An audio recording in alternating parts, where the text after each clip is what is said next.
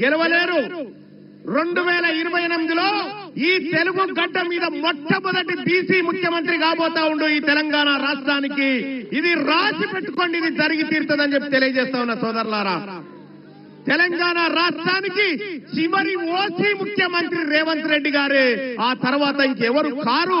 కౌలు కాలం అయిపోయింది కాబట్టి కారని చెప్పి తెలియజేస్తా ఉన్నా సోదరులారా. విషయానికి నేను ఇలా చాలా ఇప్పుడు మా నర్సన్న చేతిలో పెట్టిన గిన్ని మాట్లాడాలని తెచ్చుకున్నా. నేను గిన్ని లెక్కలు తెచ్చిన, కానీ నా టైం అంతా వీళ్ళే తీసుకున్నారు. నా సోదరులే కదా టైం తీసుకుంది, నాకే ఇబ్బంది లేదు. ఇంకా ఎంత టైం అయినా నా వాళ్ళ కోసం కేటాయించాల్సిందే, చేయాల్సిందే సోదరులారా.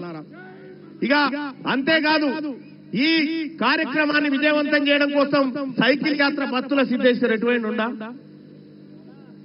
బత్తుల సిద్ధేశ్వర్ టీం వాళ్ళు సైకిల్ యాత్ర చేసిరు. చాలా మంది సోదరులు ఈ కార్యక్రమం కోసం కృషి చేసిరు, పట్టుదలగా ముందుకు పోయిరు. ఈ వేదిక నుంచి చెప్తా ఉన్నా, వాళ్ళందరి ఆశయంగా చెప్తా ఉన్నా, తెలంగాణ రాష్ట్రంలో ఈడబ్ల్యూఎస్ ని రద్దు చేస్తావా? ఈ ప్రభుత్వాన్ని రద్దు చేసేటువంటి నిర్ణయం బీసీలను తీసుకోమంటారా? మీరు తెలియజేస్తా ఉన్నా, ఈడబ్ల్యూఎస్ ను రద్దు చేయాలా వద్దా? చేయాలా వద్దా? ఈడబ్ల్యూఎస్ ని రద్దు చేయాలి, బీసీలకు సమాన వాటా కల్పించాలని చెప్పి తెలియజేస్తా ఉన్నా. అమ్మా, ఇవాళ బీసీలం ఎంతమంది ఇవాళ లెక్క చెప్పారు? 56-57% ఉన్నారా మీరు బీసీలు అని చెప్పి ప్రభుత్వం లెక్క చెప్పింది. సరే, 56-57% ఉన్నోనికి ఓ 42% రిజర్వేషన్ ఇస్తే తప్పేం కాదు.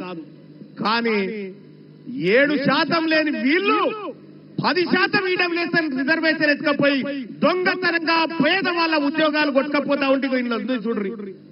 ఎక్కడెక్కడ ఎవరెవరికి ఉద్యోగాలు వచ్చినాయో, మన ముదిరాజు బిడ్డకు ఉద్యోగం రాలే, మంచి ర్యాంక్ వచ్చినా గానీ రెడ్డోళ్ళ పిల్లగానికి వచ్చినాయి.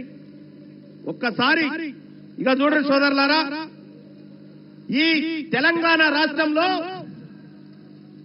ఎంత దోపిడీ జరిగిందో మీరు ఒక్కసారి ఆలోచన చేసి చూస్తే,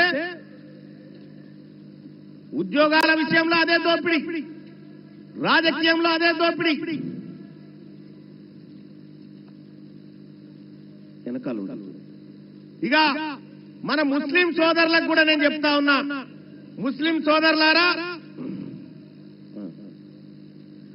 సోదరులారా, తెలంగాణ రాష్ట్రంలో ఉన్న బీసీలు మీరు ఎంతమంది జడ్పీటీసీలు ఉన్నారో తెలుసా? 539 జడ్పీటీసీలు ఉంటే ఒక్కడు ముస్లిం ఆయన ఉన్నాడు. ఆమె బేగం షమినా